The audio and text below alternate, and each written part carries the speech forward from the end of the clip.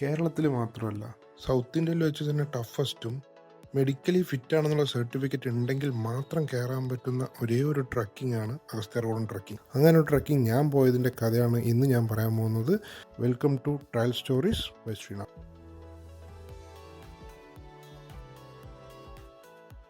പാലക്കാട് നിന്ന് 9:30 മണിക്ക് KSRTC മിന്നൽ സർവീസ് ഉണ്ട്. അതിൽ കയറി കഴിഞ്ഞാൽ രാവിലെ 4:30 മണിയോട് കൂടിയിട്ട് തന്നെ തിരുവനന്തപുരം എത്തും. അവിടെ ഇറങ്ങി ഒന്ന് ഫ്രഷ് ആകുമ്പോഴേക്കും ബോണക്കാടിലേക്കുള്ള ബസ് വരും. അതിൽ കയറി കഴിഞ്ഞാൽ ബോണക്കാട് 7:30 മണിയോടുകൂടി തന്നെ എത്തും.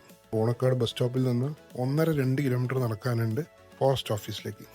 ഫോറസ്റ്റ് സ്റ്റേഷനിൽ എത്തിക്കഴിഞ്ഞാൽ നമ്മുടെ കയ്യിലുള്ള എൻട്രി ടിക്കറ്റ്, പിന്നെ ഫിറ്റ്നസ് സർട്ടിഫിക്കറ്റ് ഇതെല്ലാം ചെക്ക് ചെയ്തിട്ട് നമ്മുടെ ബാഗിൽ പ്ലാസ്റ്റിക് ഐറ്റംസ് ഒന്നും ഇല്ലല്ലോ എന്നും കൂടി ചെക്ക് ചെയ്യും. ഇത് കഴിഞ്ഞാൽ മാത്രമേ ട്രക്കിംഗ് സ്റ്റാർട്ട് ചെയ്യാൻ പറ്റുള്ളൂ. ഇതിൻ്റെ ഇടയിൽ കൂടെ അവിടെ തന്നെ ഉള്ളൊരു ക്യാൻറ്റീനിൽ നിന്ന് നമുക്ക് രാവിലത്തെ ഭക്ഷണം കഴിക്കാൻ പറ്റും. പൂരിയോ അല്ലെങ്കിൽ ഉപ്പുമാവൊക്കെ ഉണ്ടാവും. അതും കഴിച്ച് ഉച്ചത്തേക്കുള്ള എന്താ ഭക്ഷണം വെച്ചാൽ അതും പാക്ക് ചെയ്തെടുക്കണം. അവരവിടെ ചോറും തരും, അല്ല പൂരിയാണെങ്കിൽ പൂരി പാക്ക് ചെയ്ത് തരും. അതും കഴിഞ്ഞ് 20 രൂപ കൊടുത്താൽ ഒരു കുഞ്ഞി വടിയും കൈ കിട്ടും കുത്തി നടക്കാൻ.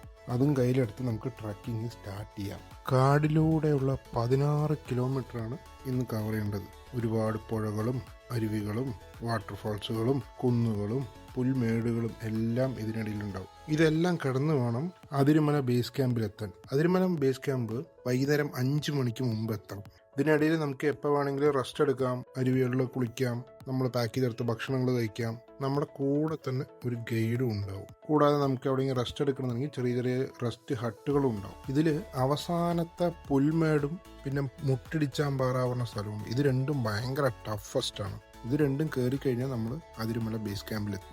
ഞാൻ എത്തിയത് ഒരു 4-4:30 എത്തി. ബേസ് ക്യാമ്പിന്റെ ബാക്ക് സൈഡിലായിട്ട് ഒരു അരുവി പോകുന്നതായിട്ട് അവിടെ ഉള്ളവർ പറഞ്ഞു. പിന്നെ ഒന്നും നോക്കിയില്ല, നേരിട്ട് അവിടെ പോയി ഒരു കുളി പാസ്സാക്കി. നല്ല തണുത്ത ഐസ് പോലത്തെ വെള്ളം. അത് കഴിഞ്ഞ് വന്നു കഴിഞ്ഞാൽ ക്യാൻറ്റീനിൽ നിന്നൊരു ചുക്ക് കാപ്പി കിട്ടും, നല്ല ചൂട് ചുക്ക് കാപ്പി. അതും കുടിച്ച് ഈ ക്യാമ്പിൻ്റെ ഒരു മൂലയ്ക്ക് മാത്രം കുറച്ച് റേഞ്ച് കിട്ടും, 1-2 പോയിന്റ്. അതിന് പേര് റേഞ്ച് മുക്ക് എന്നാണ്. അവിടെ പോയി നിന്ന് 1-2 കോളും ചെയ്ത് കുറച്ച് മെസ്സേജ് വെച്ച് ഇരിക്കുമ്പോഴേക്കും ഇരുട്ടായി. നേരെ ക്യാൻറ്റീനിൽ പോയപ്പോൾ അവിടെ കഞ്ഞി മാത്രമേ ഉള്ളൂ. കേരളത്തിൽ തന്നെ ഏറ്റവും എക്സ്പെൻസീവ് ആയിട്ടുള്ളൊരു കഞ്ഞിയാണ് കുടിക്കാൻ പോകണം. വെറുതെ പറയല്ല, ഇത്രയും ടയേർഡായി ഇത്രയും നടന്നതിന് ശേഷം കിട്ടുന്ന കഞ്ഞിക്ക് ഭയങ്കര ടേസ്റ്റ് ആയിരുന്നു. അതും കുടിച്ച് ക്യാമ്പിൽ പോയി ബെഡിൽ പോയി കിടന്നത് മാത്രമേ ഓർമ്മയുള്ളൂ. ബാക്കി നെക്സ്റ്റ് വീഡിയോയിൽ.